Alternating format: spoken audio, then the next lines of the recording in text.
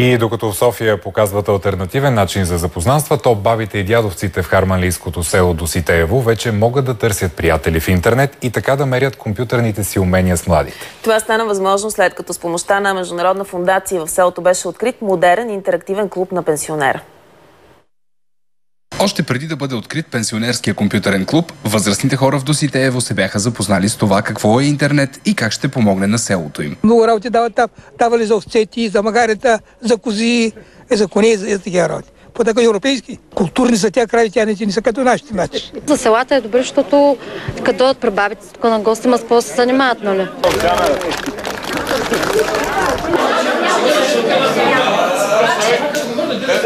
Веднага след откриването на новия клуб на пенсионера, бабите и дядовците в Доситеево се приготвиха за подвизи пред компютъра. Излезнаме един бял образ и сега стрелката вече пущам, отива нагоре. За възрастните хора на село модерните технологии имат две основни предимства. Аз, например, в Португалия имам дъщеря.